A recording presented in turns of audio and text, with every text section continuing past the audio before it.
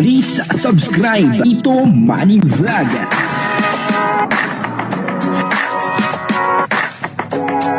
Payagan po si Tito Manny Vlog na mag-reactor para pambiling gamot sa kanya pong karamdaman. Sa video pong ito ay mapapanood po natin kung paano po pinababagsak etong si Kalingap Edu.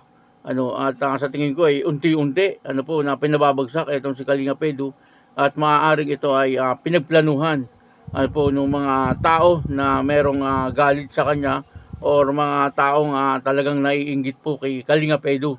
At dito po sa video ito, makikita po natin na hindi lang si Kalingap Edu ang talagang tinitira nila. Kahit po yung mga beneficiary or mga mahal ni Kalingap Edu ay talagang binabanatan. Papanoorin po natin yung video at syempre bibigyan po natin yan ng konting reaction. Pero bago po yan, ako muna po ay bumabati sa inyong lahat ng magandang umaga, magandang tanghali at magandang gabi sa inyong lahat mga kapatid. Kung saan man kayo ng panig ng mundo naroon ngayon, ay mag-iingat kayo palagi at pagpalain kayo ng ating Panginoon. Maraming salamat din po sa patuloy na tumatangkilik sa aking YouTube channel at nanonood sa aking video reaction. Patuloy lang po natin suportahan sila Kuya Bar Santos Matubang, Kalingap Rob at Ed the Vlog, Jack Tapia at yung mga kasamahan ko pong reactor sa Kalingap. Ganun din po yung mga charity vlogger na Kalingap partner. Ito po yung video na kung saan dito yung mga panood po natin na unti-unting pinababagsak etong si Kalingap Edu. At ito pong pagpapabagsak na ito kay Kalingap Edu ay maaring ito ay talagang pinagplanuhan ng mga taong talagang may inggit kay Kalingap Edu. Ito po yung video, panoorin po natin. Overnight sa Kapalong Gagarito. Tapos in-screenshot nila yung chan ko dun sa may part na pag-vlog mo baga dun sa gilid sa may sa may sasakyan. Tapos nakaharap kayo na yung bagang chan. Sabi nila, buntis daw ako. Buntis ka ba Bakit yata? mo buntis? Baka busog ka lang. Tapos naisip ko, kailan baga nag-late ang bilbil ko? Bakit ganyan pa nila na-issue? Simulan ng i-vlog ako, yung ganito naman na yung katawan ko. Pambihira. Doon, lalo na ako na-insecure. Tingin mo sa kalad-karing. Hira. Grabe kasi talaga yung mga nangyari. Kaya nga. Saka, kasi ang ingay na rin kasi kahit sa comment section. Kung Kaya nga po. Saka ang dami ko nababasa. So, parang mas lumala pa rin lalo sa inyo. Hindi lang mas lumala sa inyo. Sa akin Mga medyo, beneficiary ang sa akin natin medyo niya. naglaylo na. Sa akin medyo naglaylo na sa akin. Kaso parang binuntong nila sa kanila na parang hindi ko Sa maintindihan. amin. Beneficiary mo. Oo. Grabe. Kakaano baga. Siyempre, ewan ko nga, si Jeneline, ewan ko na ano yun. Below the belt talaga, kuya po, Ewan kasi yung mga chat nila, as in talagang alam daw nila kung sino yung ama. Yung mga ganon. Yung mga parang, private message talaga. Tapos halos yung mga masisilang katawan na sinasabi na nila, malaki ba? Yung mga ganon. Kaya medyo na na po talaga ako. May mga screenshot naman akong patunay talaga. Ibabalandara daw nila ako sa buong dait na malandi daw ako. Nilalandi ko daw si kuya, pre. Huwag ganyan. Ang pangit ng mga ugali. Pangit ng nila, Kuya, dito mga ka. kinokomento, Hindi baga talagang Ay, di ka na. iniisip lang sa inyo ay negatibo. Pero Kaya nga, wala naman. nakakasura. Kaya kayo, mag-ingat kayo. Ang bihira, guys. Mag-focus na lang. Pati ako pag-iisip parang, Oo. ano man yan? Sa akin kasi, Ba't sa akin? sa akin nyo lang ibintang yung mga galit nyo, guys. Sa akin nyo na lang ibigay. Kaysa sa mga tinutulungan ko, guys. Sasaluhin ko na lang. Bihira. Sasaluhin ko na lahat, guys. Ano yung nangyari yun, eh. Yeah. Wag na, ano nyo na, guys. Wag nyo nang guluhin pa yung iba kasi nananahimik, eh. Lalo na mga beneficiary mo, pati huwag ng gulo. Marami nang nawala sa tinutulungan ko, eh.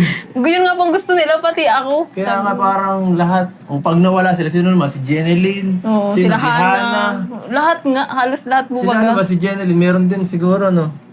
Oho. Ay, di ko po alam, parang wala Si man. Jeneline kasi tahimik lang, di nagsasalita, Oo, eh. tahimik lang. Baka siguro pag si Jeneline nagagalit, nagtaabdabog yun sa CR. Parang sa nakikita ko ay may gusto po talagang magpabagsak kay Kalingap Edu. Pero ito ay parang ilang tao lang ito na gumagamit po ng fake account. Upang sa ganun ay sabihin na marami po sila. Kumbaga maraming ginagawa na fake account tapos ay ginagawang pambas kay Kalingap Edu.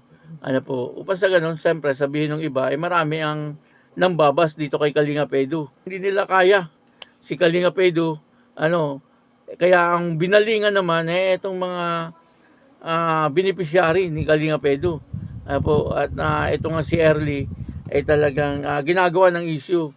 Maliwanag naman po na ang sabi ay buntis si Early, yun daw ang sabi nung buzzer. At si Kalinga Pedro ang parang pinagbibintangan. Ito, matagal na po itong issue na ito na wala naman po talagang napatunayan. Sa ngayon ay ginagamit uli po ng mga buzzer.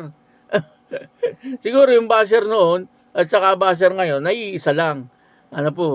Yun po ay talagang may galit kay Kalinga Pedro. Kumbaga, siguro ito ay naiinggit lang kay Kalinga Pedro.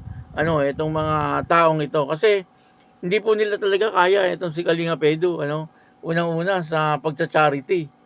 Talagang makikita po natin, yung YouTube channel ni Kalinga Pedro ay puro pagtulong po talaga nandoon, yung kanyang content ay talagang puro pagtulong. Sa kanyang mga live ay makikita po natin, na talagang matataas din ang views ni Kalinga Pedro sa kanyang mga live, at talagang tinatangkilik po talaga siya ng mga tao.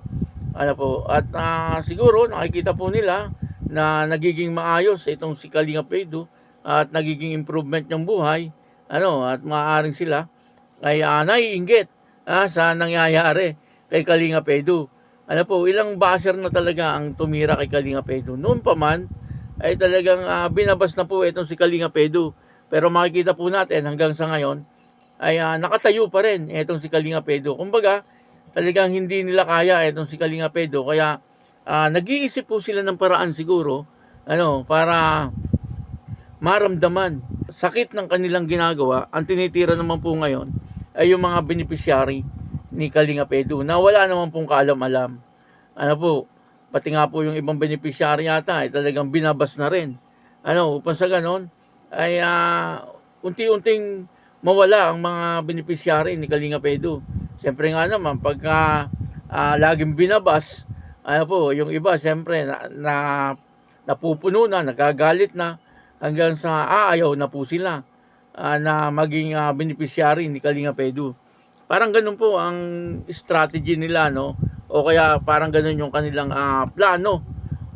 Sa tingin ko lang upang sa ganun, siyempre nga naman, pagka nag-scout ito si Kalinga Pedro at marami siyang buzzer, sabihin ng mga kanyang ini-scout, naku, wag na at baka mabas lang tayo. Parang gano'n, ang kanilang style. Ito po ay parang opinion ko lang. Na talagang may tao na talagang inggit na inggit kay Kalinga Pedro. At yan po ay parang mga ilan lang yan siguro. Hindi po yan marami. Yan kung ilan-ilan lang na gumagawa ng ganyan. Nagawa din ni Kalinga Pedro ang lahat, upang sa ganon, hindi madamay yung kanyang mga beneficiary. At sabi niya nga, ay siya na lang ang ibas. Huwag na daw pong idama yung kanyang mga beneficiary.